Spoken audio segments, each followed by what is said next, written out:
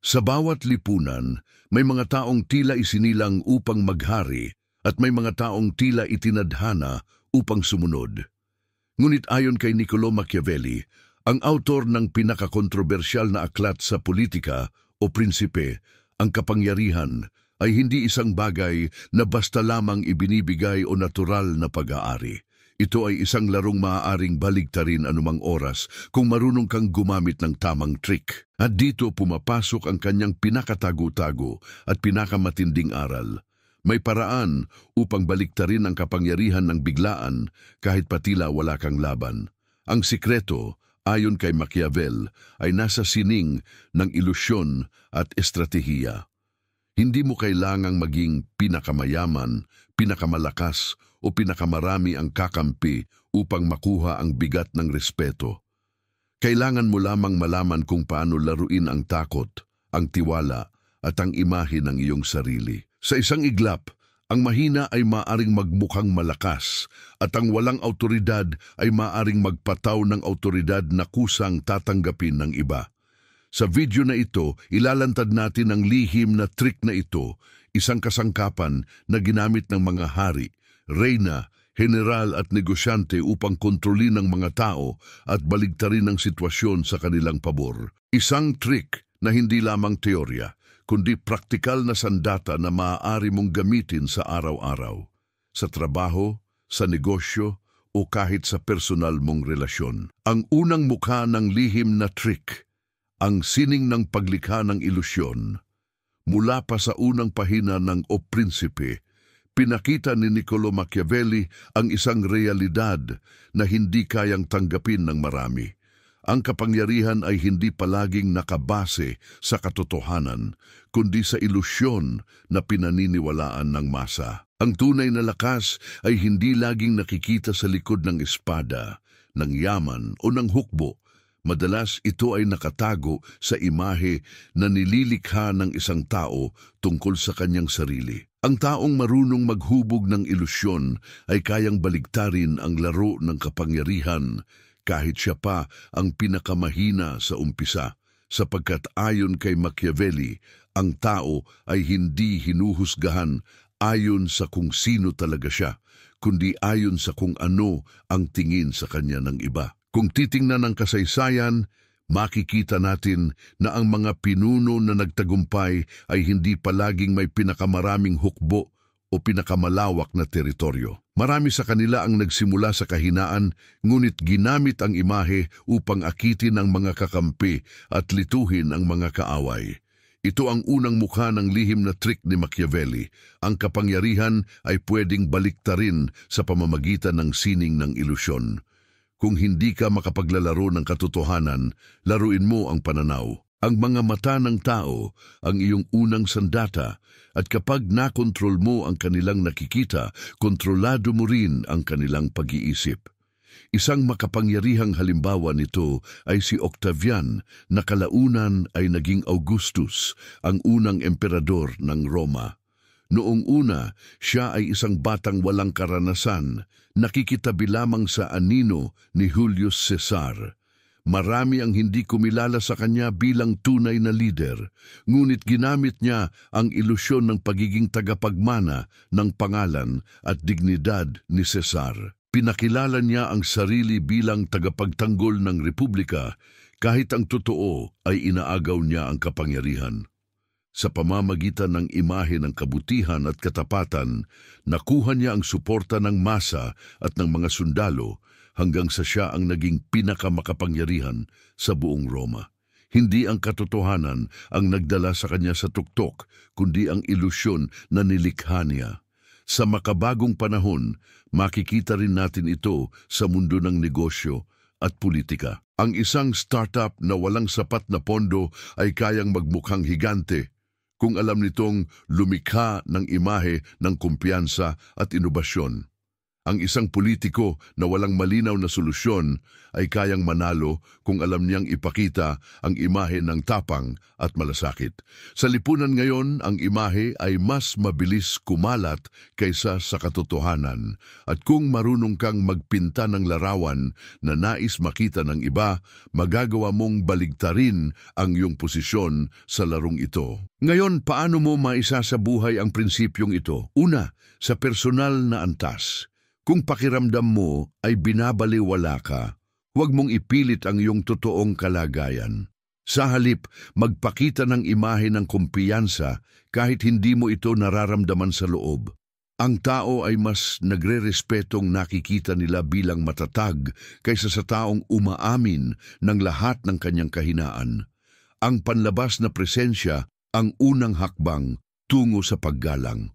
Pangalawa, sa trabaho. Ang empleyado na marunong magdala ng sarili mula sa pananamit hanggang sa paraan ng pagsasalita ay mas mabilis makakakuha ng respeto kaysa sa empleyadong puro galing ngunit hindi nakikita ng iba. Ang imahe ay nagiging pinto at sa oras na makapasok ka, saka mo maipapakita ang iyong totoong kakayahan.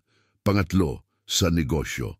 Ang tatak na marunong magpinta ng ilusyon ng kalidad at prestihiyo ay mas madaling pinipili ng tao kahit hindi laging pinakamaganda ang produkto. Ang respeto ay mas mabilis dumarating sa imahe kaysa sa katotohanan. At kapag nakuha mo na ang respeto, saka mo mas madaling mabago ang posisyon mo sa merkado. Sa huli, ang aral ni Machiavelli ay malinaw. Ang unang sandata upang baligtarin ang kapangyarihan ay ang sining ng ilusyon. Ang katotohanan ay mahalaga, oo, ngunit ang panlabas na imahe ay mas mabilis gumagalaw at mas malakas magdikta ng aksyon ng tao. Ang mahina ay nagmumukhang malakas at ang malakas ay nagiging mas malakas pa kung alam nilang kontrolin ang paningin ng iba. Ang takot bilang baluti laban sa pagkabaliwala.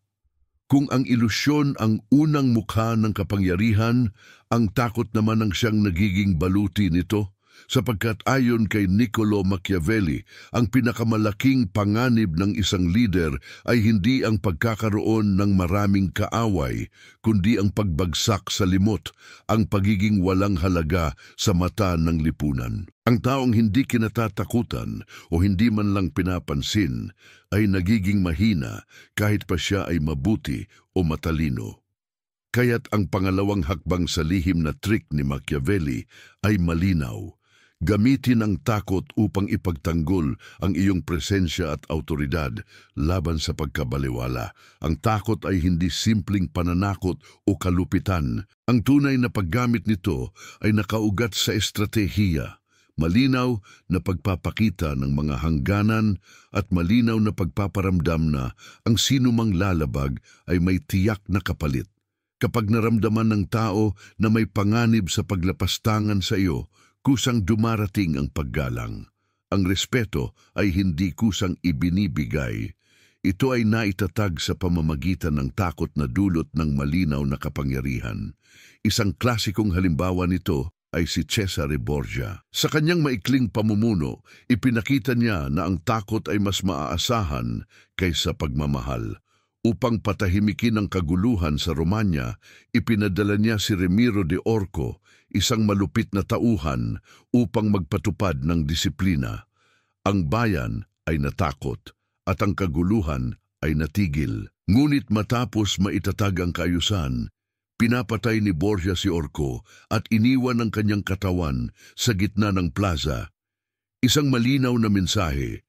Ang kapangyarihan ay marunong magparusa, ngunit marunong ding magbigay ng katarungan. Sa pamamagitan ng estratehikong paggamit ng takot, si Borgia ay naging simbolo ng awtoridad na hindi basta-basta kinakalaban. Sa makabagong panahon, makikita natin ito sa mundo ng negosyo. Ang mga kumpanyang pinapahalagahan ay hindi lamang dahil sa kanilang kabutihan o kalidad, kundi dahil sa takot na mawala ang oportunidad na makatrabaho sila.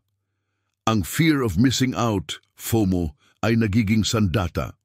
Kapag natatakot ang tao na maiwan, kusang ibinibigay ang respeto sa lider o tatak.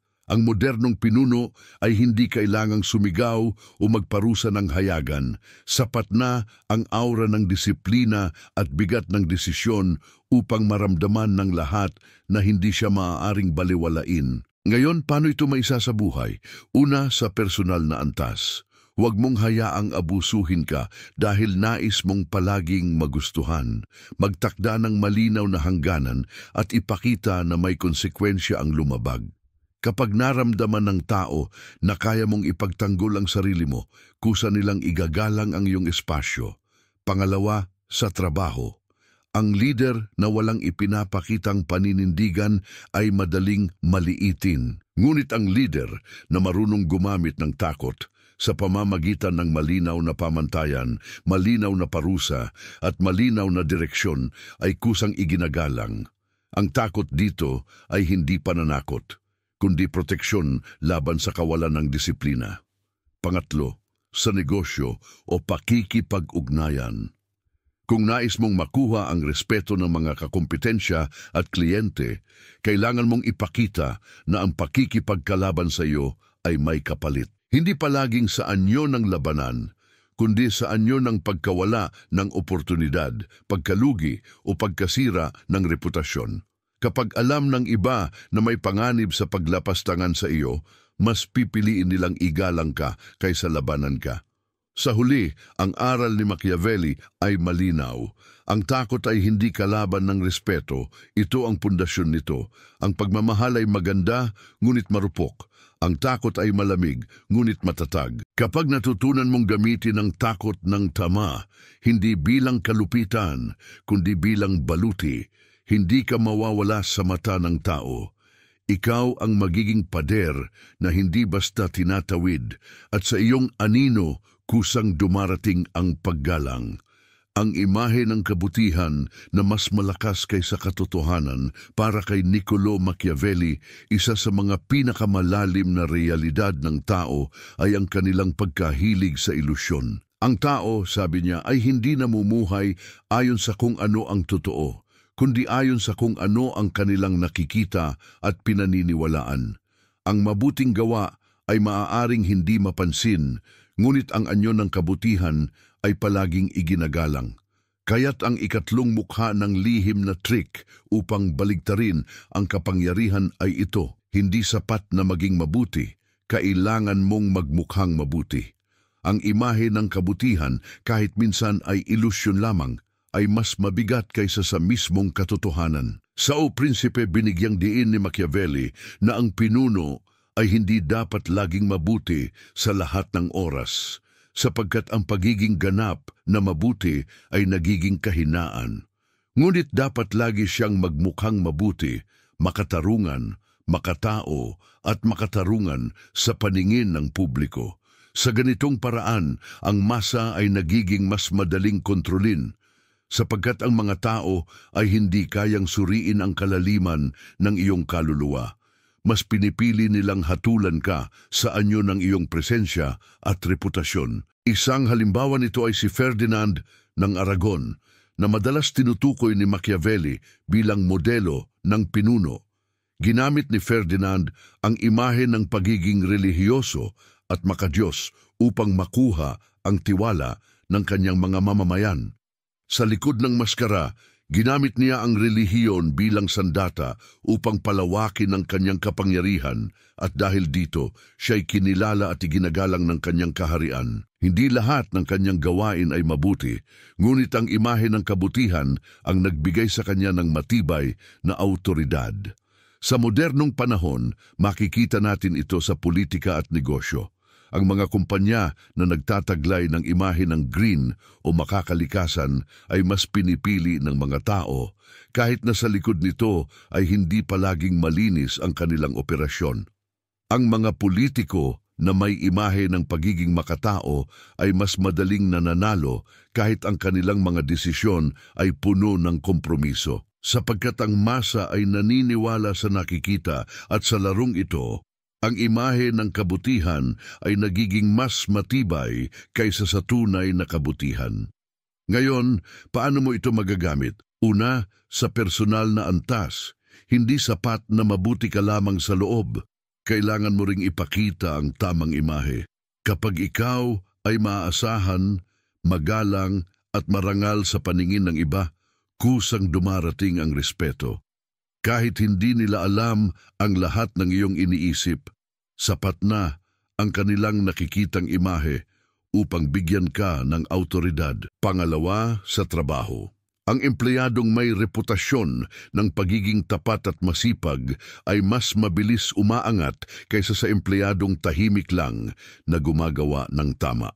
Ang imahe ay nagiging puhunan at sa sandaling ito'y makuha mo, nagiging mas madali ang pagbaliktad ng iyong posisyon mula sa mababa tungo sa mataas. Pangatlo, sa negosyo.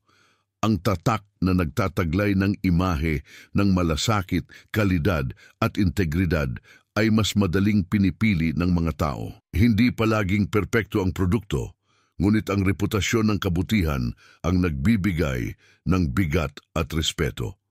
Ang imahe ay nagiging sandata laban sa mga kakumpetensya at ito ang dahilan kung bakit ang ilan ay umaangat kahit hindi sila ang may pinakamahusay na alok.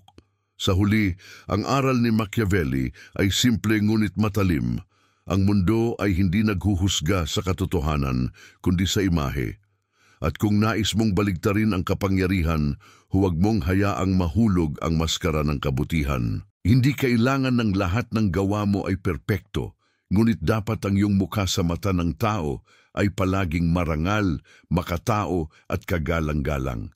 Sapagkat sa ilusyon ng kabutihan, nagmumula ang matibay na pundasyon ng awtoridad.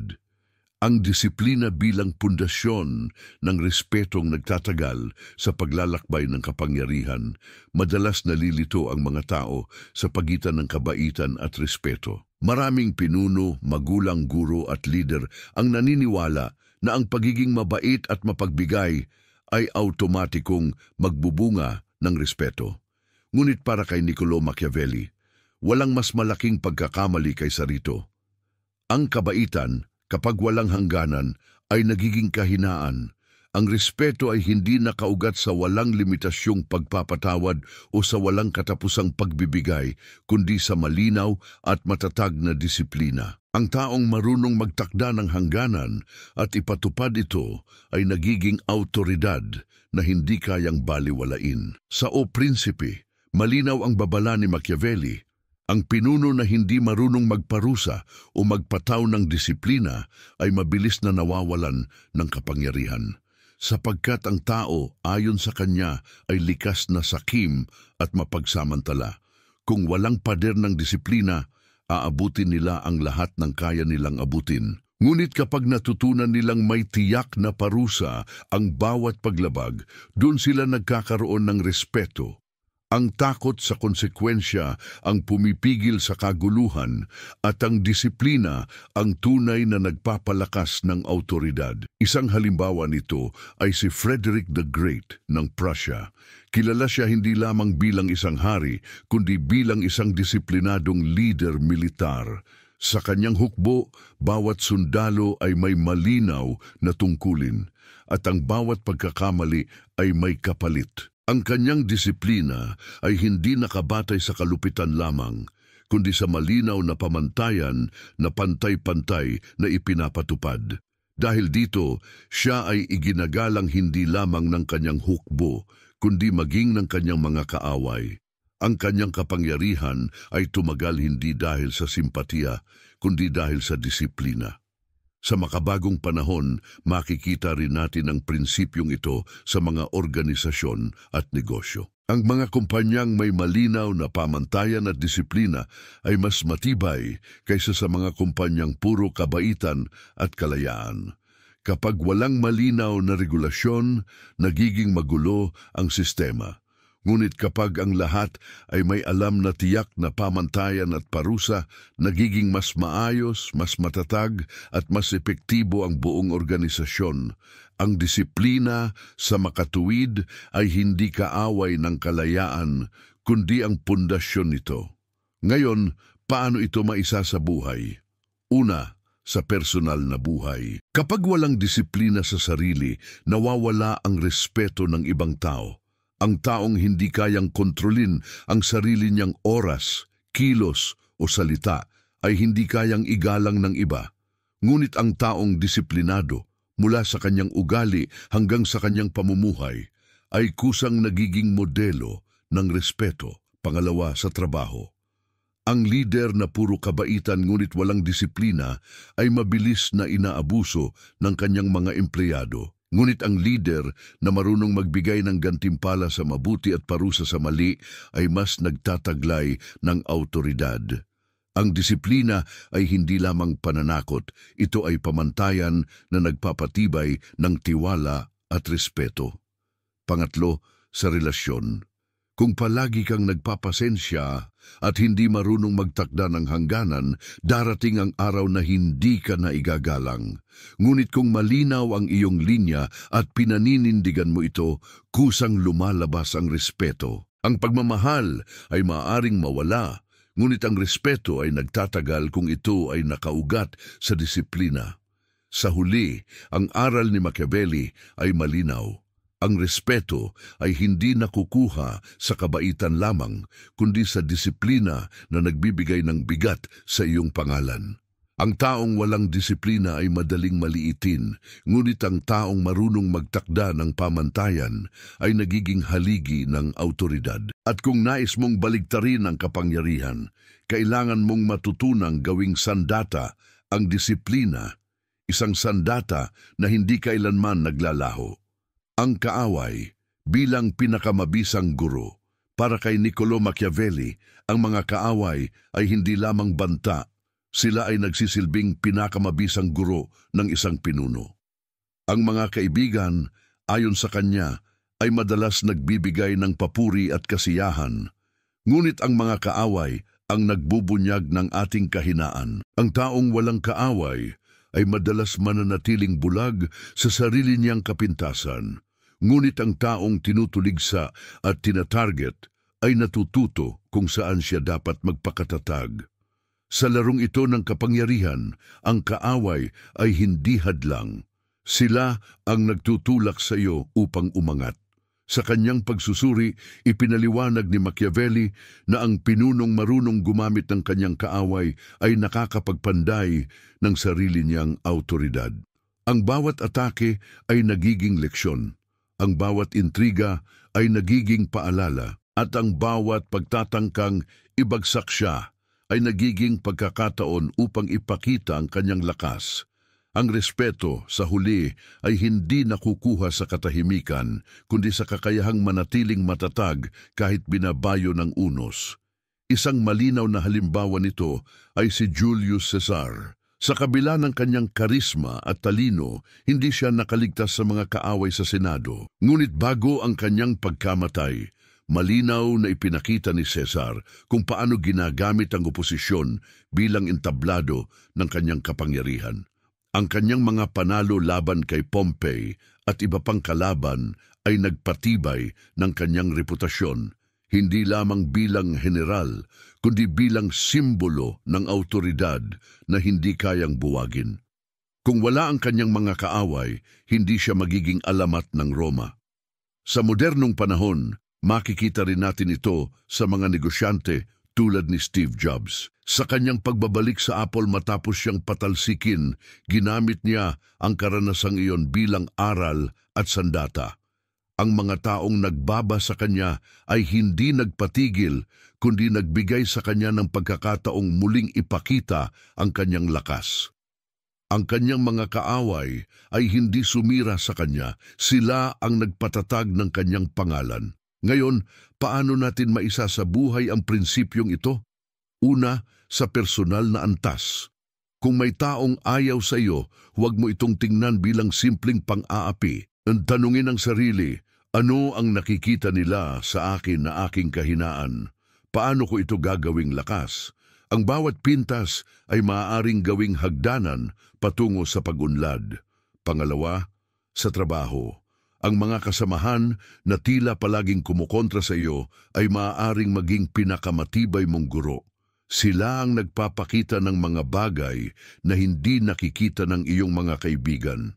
Sa halip na magalit, gamitin ang kanilang pagtutol bilang hamon upang mas paghusayin ang iyong sarili. Pangatlo, sa negosyo o pamumuno. Ang mga kakumpetensya ay hindi kailanman mawawala. Ngunit ang lider na marunong gumamit ng kanilang presensya bilang inspirasyon at gabay ay mas nagiging matibay. Ang kanilang mga estratehiya ay maaaring maging leksyon at ang kanilang mga pagkakamali ay nagiging babala. Sa huli, ang aral ni Machiavelli ay malinaw. Ang kaaway ay hindi dapat katakutan kundi dapat gamitin, sapagkat ang respeto ay hindi ibinibigay sa mga taong walang laban, kundi sa mga taong humaharap sa laban at nagtatagumpay. Ang taong walang kaaway ay maaring mabuhay ng payapa, ngunit ang taong marunong gumamit ng kaaway ay nabubuhay ng may autoridad. Ang tiwala bilang pinakamatalinong bitag. Para kay Niccolò Machiavelli, ang tiwala ay isa sa mga pinakanakakalinlang na sandata sa larangan ng kapangyarihan. Sa unang tingin, ito ay tila mahalaga, malinis at kinakailangan upang mapanatili ang ugnayan sa lipunan. Ngunit sa ilalim ng kanyang malamig na pagsusuri, ang tiwala ay isang bitag, isang ilusyon na maaring lumikha ng pinakamalalim na kontrol sa ibang tao. Sapagkat kapag ang tao ay naniwala na ikaw ay tapat at maaasahan, bumababa ang kanilang depensa at doon nagsisimula ang iyong pinakamalakas na pag-atake. Ang sekreto ng tiwala bilang bitag ay hindi nakasalalay sa pagiging tunay, kundi sa pagiging kapani-paniwala. Ang mga tao ay hindi naghahanap ng katotohanan, kundi ng impresyon. Kapag naipakita mo ang mukha ng pagiging tapat sa pamamagitan ng pare-parehong kilos, kontroladong emosyon at tamang mga salita, kusang ibibigay sa iyo ng tao ang kanilang kahinaan. At kapag hawak mo ang kanilang kahinaan, hawak mo rin ang kanilang kapalaran. Ang tiwala ay nagiging lubid na sila mismo ang naglalagay sa kanilang leeg at ikaw ang humahawak sa kabilang dulo. Isang halimbawa nito ay ang paggamit ni Alexander VI, isa sa pinakakontrobersyal na papa ng simbahan, ng ilusyon ng tiwala. Ginamit niya ang imahe ng pagiging makadiyos at espiritual upang makuha ang suporta ng mga tao. Ngunit sa likod nito, naglalaro siya ng malalalim na pakikipag-alyansa at mga intriga para sa kapangyarihan ng kanyang pamilya. Ang kanyang reputasyon bilang banal ay nagbigay sa kanya ng pinakamabisang sandata, ang tiwala ng mga tao na hindi man lang nagduda sa kanyang tunay na intensyon. Sa makabagong panahon, makikita rin natin ang prinsipyong ito sa mundo ng negosyo at politika. Ang mga malalaking tatak ay nagtatayo ng imahe ng tiwala sa pamamagitan ng mga kampanya tungkol sa kalidad at malasakit. Ngunit sa likod ng mga pahayag na iyon, ginagamit nila ang datos ng kanilang mga kliyente o pinapalaki ang kanilang presyo. Ang mamimili ay patuloy na bumabalik dahil sa tiwalang kanilang nararamdaman kahit hindi nila alam na ito ay maingat na inarkitektura para sa kontrol. Ngayon, paano ito maisa sa buhay? Una, sa personal na antas. Ang taong agad-agad ibinubunyag ang lahat ng iniisip at nararamdaman ay madaling mawalan ng kapangyarihan. Ngunit ang taong marunong magpakita ng pare-parehong katauhan at pagkakatiwalaan, kahit hindi lahat ng katotohanan ay nakalantad, ay mas nagiging makapangyarihan. Huwag mong ibigay lahat, bigyan sila ng sapat upang magtiwala, ngunit panatilihin ang lihim na nagbabantay sa iyong tunay na intensyon. Pangalawa, sa trabaho. Kung nais mong umangat, hindi sapat na magpakitang gilas sa kakayahan. Kailangang makita ng mga kasamahan at leader na maaari kang pagkatiwalaan, ngunit tandaan, ito'y isang estratehiya. Hindi lahat ng tiwala na ibinibigay mo ay totoo. Ito'y kalkuladong mukha upang makuha ang posisyon at impluensya. Pangatlo, sa negosyo. Ang tatak na may imahe ng tiwala ay kusang lumalakas, ngunit ang may-ari ng negosyo ay dapat alam na ito'y isang bitag na bumabalik din. Kapag nakuha na ang tiwala ng publiko, mas madali mong mahahawakan ang kanilang emosyon at mula roon mas madaling maipapataw ang iyong autoridad. Sa huli, ang aral ni Machiavelli ay matalim. Ang tiwala ay hindi regalo, kundi kasangkapan. Ang taong marunong lumikha ng ilusyon ng tiwala ay nagiging arkitekto ng kapalaran ng iba. Ngunit ang taong bulag sa tunay na halaga nito ay nagiging biktima ng sariling paniniwala. Sa larong ito ng kapangyarihan, ang tiwala ay hindi lamang pundasyon ng relasyon.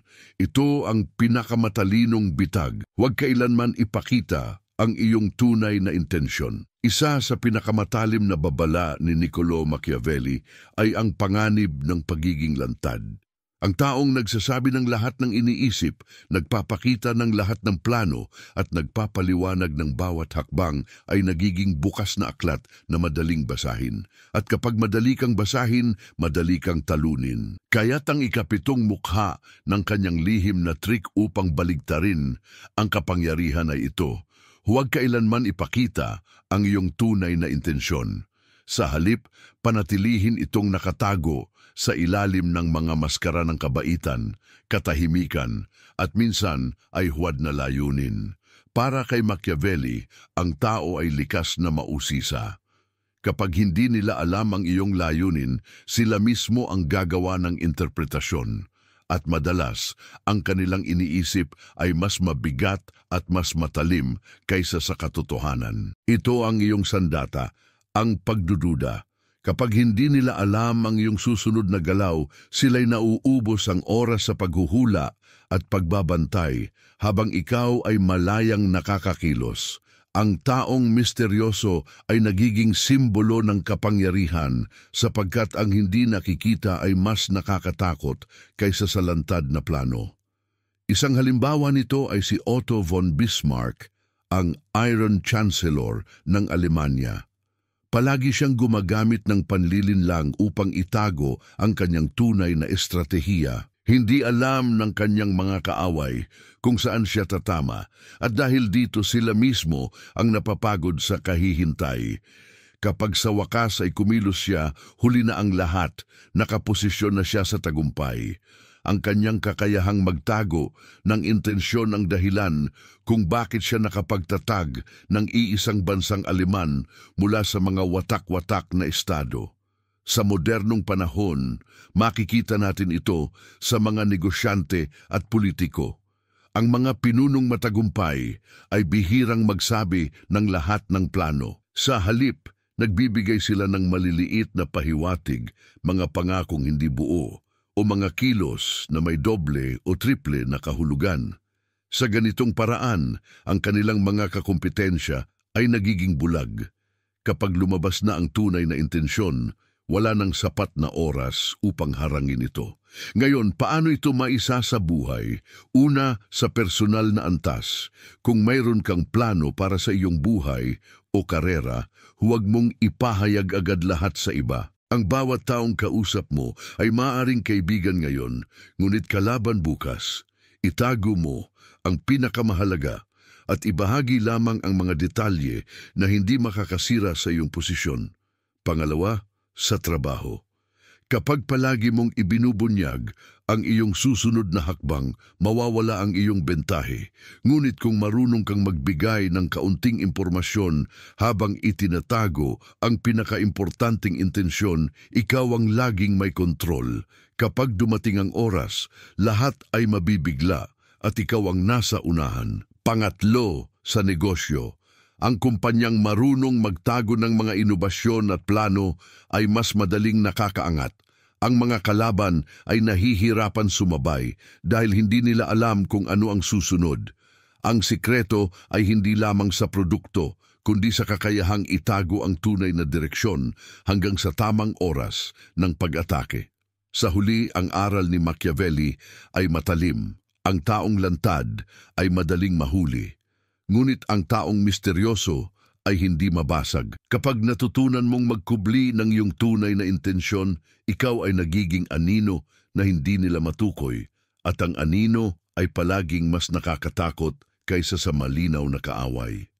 Ang imahe ng kabutihan bilang mas malakas kaysa katotohanan. Mula pa sa mga naunang bahagi, paulit-ulit na pinapaalala ni Niccolò Machiavelli na ang tao ay hindi hinuhusgahan ayon sa kanyang likas na pagkatao, kundi ayon sa anyo na nakikita ng iba. At dito pumapasok ang ikawalong mukha ng kanyang lihim na trick upang baligtarin ang kapangyarihan. Ang imahe ng kabutihan ay mas malakas kaysa sa mismong kabutihan, sapagkat ang lipunan ay hindi kayang sukatin ang lalim ng iyong puso, ngunit madali nilang hatulan ang iyong panlabas na presensya. At sa mata ng tao, ang imahe ay nagiging katotohanan. Para kay Machiavelli, hindi kailangang maging banal ang isang pinuno. Kailangan lamang niyang magmukhang banal. Hindi kailangang palaging mabuti ang kanyang intensyon. Kailangan lamang niyang magmukhang makatao at makatarungan. Sapagkat ang tao ay madaling maniwala sa nakikita at ang ilusyon ng kabutihan ay sapat upang palambutin ang kanilang puso at patahimikin ang kanilang pagdududa. Ang pinunong may maskara ng kabutihan ay nagiging ligtas sa matinding galit ng masa, kahit sa likod ng maskarang iyon ay may kalupitan o panlilinlang. Isang halimbawa nito ay si Louis XIII ng Pransya, ang tinaguriang Hari Araw. Sa kanyang maharlikang korte, ipinakita niya ang imahe ng karangyaan, relihiyosong debosyon at pagkalinga sa kanyang bayan. Ngunit sa likod nito, siya ay isang tirano na gumamit ng kapangyarihan upang kontrolin ang lahat ng aspeto ng buhay ng kanyang kaharian. Ang kanyang imahe bilang makapangyarihang hari na may malasakit ay nagbigay sa kanya ng respeto at takot na nagtagal ng dekada. Hindi ang kanyang tunay na kabutihan ang nagpanatili sa kanya, kundi ang kanyang imahe ng kabutihan. Sa modernong panahon, makikita rin natin ito sa mga lider ng negosyo at politika.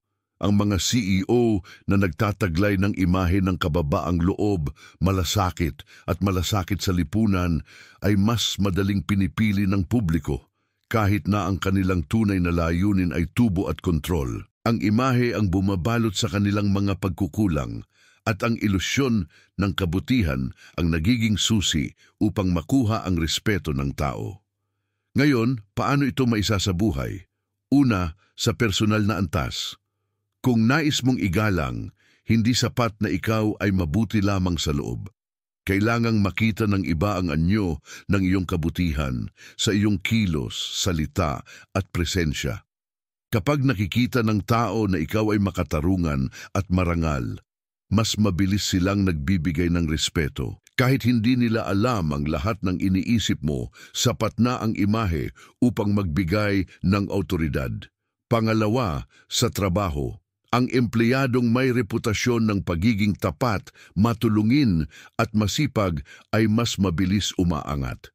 Hindi palaging totoo ang lahat ng imahe, ngunit sa mata ng organisasyon, ang reputasyon ang mas mabigat kaysa sa aktwal na kilos.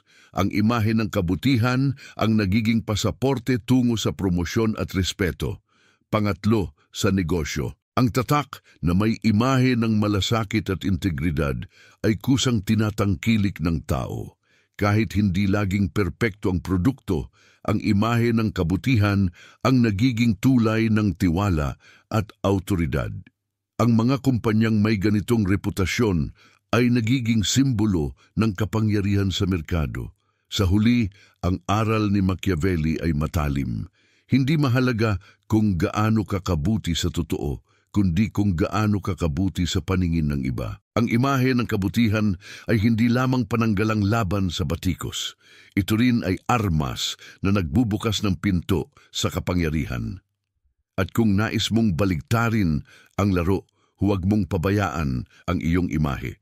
Sapagkat ito ang unang nakikita, ito ang unang hinuhusgahan, at ito ang unang nagbubunga ng respeto. Ang pagkakataon, bilang pinakamakapangyarihang kaalyado, Para kay Niccolo Machiavelli, ang kapangyarihan ay hindi lamang nakasalalay sa talino, lakas o disiplina. Ito rin ay nakatali sa isang salik na madalas binabaliwala ng marami, ang pagkakataon. Ang tamang oras ay maaaring maging sandata na mas matalim kaysa espada at mas mabigat kaysa ginto. Ang taong marunong kumapit sa pagkakataon ay nagiging alamat, samantalang ang taong bingi at bulag dito ay natatabunan ng kasaysayan. Kaya't ang ikasiyam na mukha ng kanyang lihim na trick upang baligtarin ang kapangyarihan ay ito. Gawing kaalyado ang pagkakataon at huwag hayaang ito'y lumipas ng walang pakinabang. Sa O Prinsipe, ipinaliwanag ni Machiavelli ang konsepto ng fortuna, ang kapalaran o pagkakataon na parang ilog na umaagos. Minsan ito'y mapayapa at mahinhin, minsan ito'y malakas at mapanira. Ngunit ang taong handa, ang pinunong disiplinado at matalino ay kayang gawing pabor ang bawat alon ng kapalaran. Hindi niya sinusubukan pigilan ng agos, kundi hinahanda niya ang kanyang sarili upang sakyan ito. Ang pagkakataon ay dumadaan lamang minsan, at kapag hindi mo ito sinunggaban, ito'y mawawala magpakailanman. Isang halimbawa nito ay si Napoleon Bonaparte. Bago siya naging emperador, isa lamang siyang opisyal na halos hindi kilala. Ngunit noong panahon ng kaguluhan sa France, sinunggaban niya ang pagkakataong pamunuan ang hukbo laban sa mga kaaway ng Republika. Sa kanyang tapang at talino, ginamit niya ang kawalan ng liderato bilang entablado upang ipakita ang kanyang kakayahan. Kung hindi siya marunong kumapit sa sandaling iyon, marahil ay isa lamang siyang nakalimutang general. Ngunit dahil sa kanyang kakayahang makilala ang pagkakataon, siya ay naging emperador na yumanig sa buong Europa. Sa makabagong panahon, makikita natin ang parehong aral sa mga negosyante tulad ni Elon Musk. Sa halip na sumunod sa uso, sinunggaban niya ang mga pagkakataon sa industriya ng enerhiya at kalawakan. Habang ang iba ay nagdadalawang isip, siya ay kumilos. Ang kanyang mga tagumpay ay hindi lamang dahil sa katalinuhan, kundi dahil sa tapang niyang samantalahin ang mga sandaling ang iba ay natatakot. Ngayon, paano ito maisasabuhay? Una, sa personal na antas. Kapag dumating ang pagkakataon, isang trabaho, relasyon o oportunidad, huwag mong hintayin na maging perpekto ang lahat, sapagkat ang pagkakataon ay hindi naghihintay. Ang taong marunong kumilos kahit may panganib ay mas nagtatagumpay kaysa sa taong naghihintay ng kasiguraduhan. Pangalawa, sa trabaho. Ang empleyadong handang tanggapin ng hamon kahit hindi pa ganap na handa ay mas mabilis umaangat kaysa sa empleyadong laging nagdadalawang isip. Ang respeto ay ibinibigay sa taong kumikilos sa tamang oras, hindi sa taong palaging naghihintay ng tamang pagkakataon. Pangatlo, sa negosyo. Ang kumpanyang marunong samantalahin ang uso, krisis o bagong teknolohiya ay nagiging higante. Ang iba ay natatakot sa panganib, ngunit ang tunay na leader ay nakikita ang bawat panganib bilang pagkakataon. Kapag lahat ay umatras, siya ang sumusulong, at siya ang nagiging hari ng merkado. Sa huli, ang aral ni Machiavelli ay malinaw. Ang pagkakataon ay hindi dumarating araw-araw, kaya't kapag dumating ito, kailangan mong kumilos. Ang taong marunong kumapit sa tamang oras ay nagiging makapangyarihan, kahit siya pa ang pinakamahina sa umpisa. At ang taong nag-aaksaya ng pagkakataon ay nawawala sa kasaysayan, kahit siya pa ang may pinakamalaking potensyal. Kung ang mga naunang trick ni Niccolo Machiavelli ay umiikot sa ilusyon, takot, tiwala at pagkakataon, ang panghuling mukha ng kanyang lihim na estratehiya ay isang bagay na madalas maliitin, ang katahimikan. Para kay Machiavelli, ang tunay na makapangyarihan ay hindi palaging ang pinakamalakas na boses sa silid, Kadalasan, ito'y ang taong nakaupo sa gilid, nakikinig, nagmamasid at nagtitipid ng salita sapagkat ang kanyang katahimikan ay nagiging lambat na sumasakop sa lahat ng iba. Ang katahimikan ay hindi kahinaan. Ito ang pinakamatibay na sandata ng sinumang nagnanais magpataw ng respeto at baligtarin ang kapangyarihan. Ang taong laging nagsasalita ay naglalantad ng kanyang plano, emosyon at kahinaan. Ngunit ang taong marunong manahimik ay nagiging misteryo. At gaya ng ating natutunan, ang misteryo ay nakakatakot. Sa harap ng katahimikan, ang iba ay napipilitang magsalita ng higit sa nararapat. Ipinapakita ang kanilang iniisip at sa huli ay sila mismo ang nahuhulog sa kanilang bitag. Ang katahimikan sa makatuwid ay hindi kawalan ng aksyon. Ito ay isang kalkuladong kilos na naglalagay sa iba sa depensa. Isang halimbawa nito ay si Abraham Lincoln.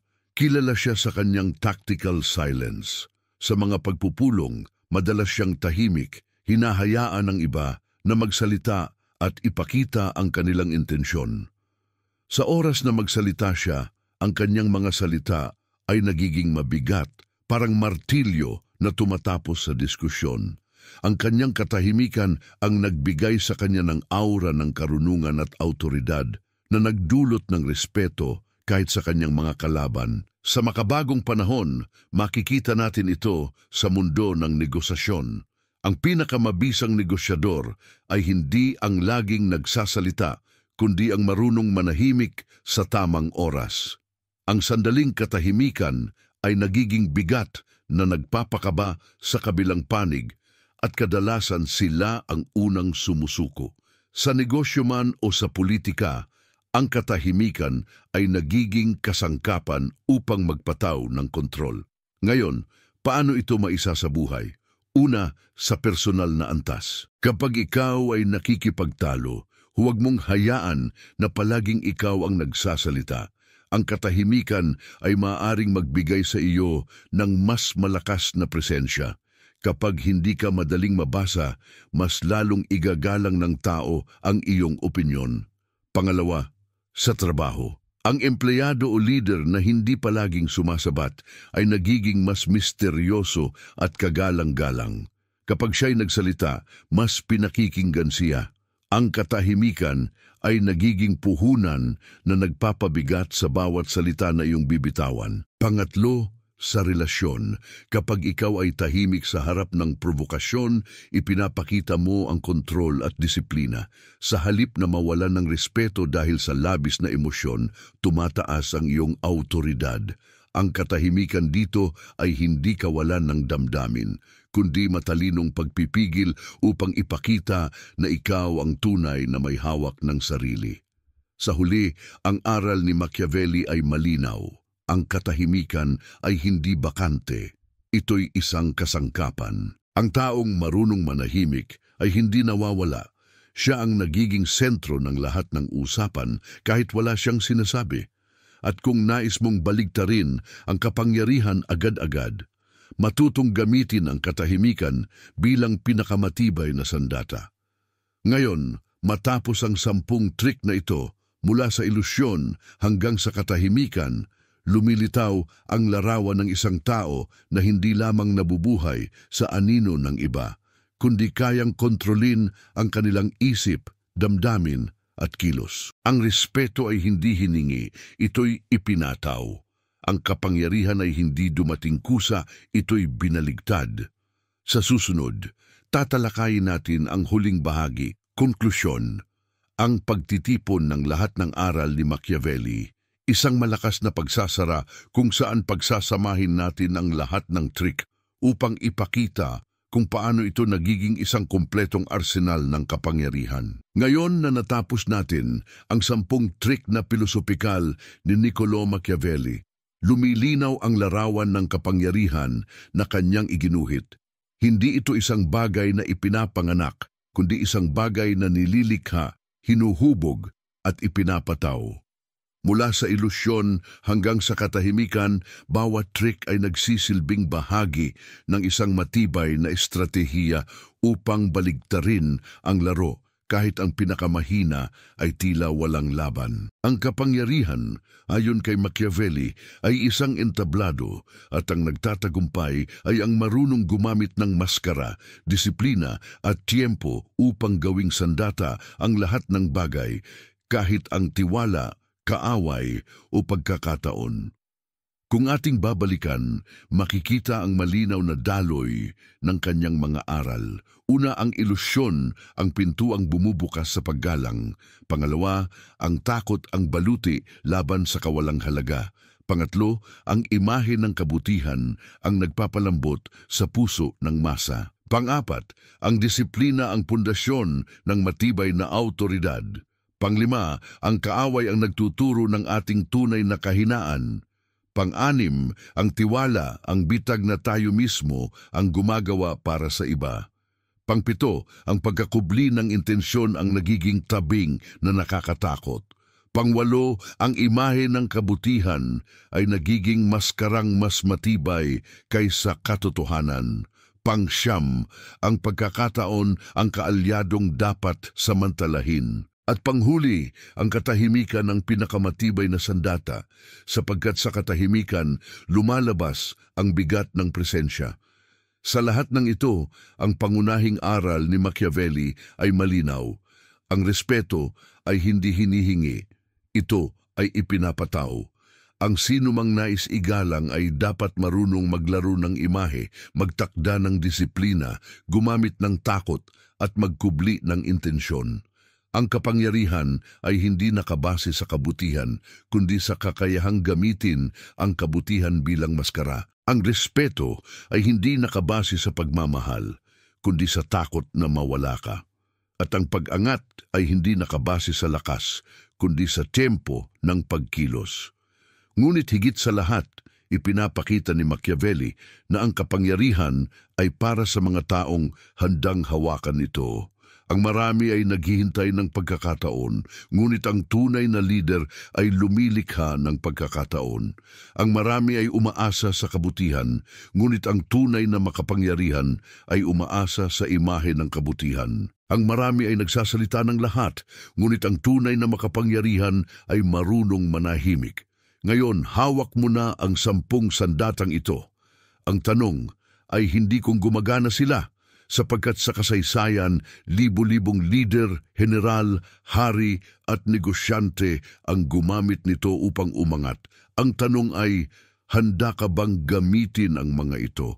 Dahil sa huli, ang kapangyarihan ay hindi dumadating sa mga nagdarasal o naghihintay. Dumadating ito sa mga marunong humawak, marunong magbalat kayo, at marunong magpatupad. At kung gagamitin mo ang mga aral na ito, isang bagay ang tiyak, hindi ka na kailanman babalewalain.